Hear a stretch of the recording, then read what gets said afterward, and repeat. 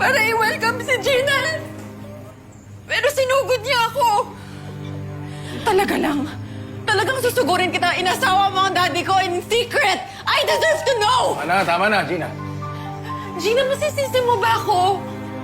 Ginawa mo ang lahat para pigilan ang kasal namin. Dapat lang talaga. You don't deserve my father. Gina, totoo ba yan? Tingnan mo, Robert. Inamin din niya.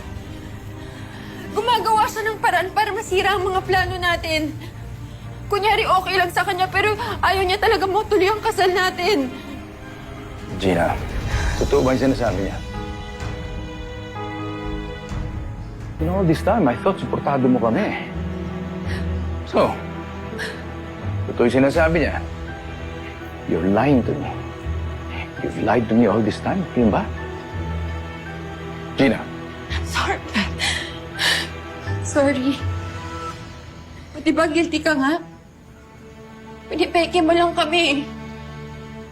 Sinasabotahe.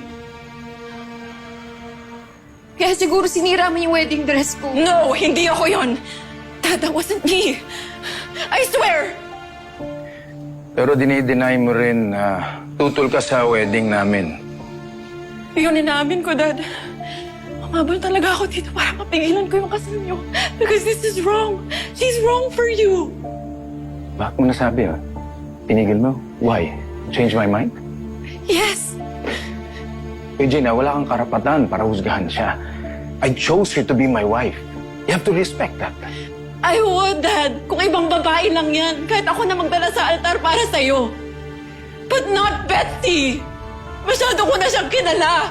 I know too much about her, and she's not a good person. You don't deserve her. Di ko to matatanggap. Bakit ba ang sama-sama ng tingin mo sa akin? Di ba kayo yung nag-traitor sa akin? Pero ako pa rin yung nagpatawad. Gusto ko lang naman yung magkaayos tayo eh.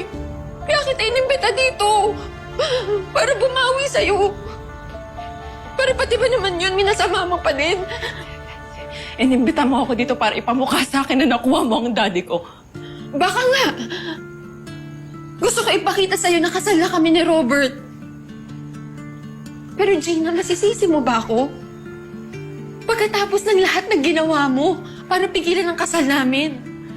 Dahil hindi mo nga siya deserve. Ginagawa ko lahat to para protektahan ang daddy ko.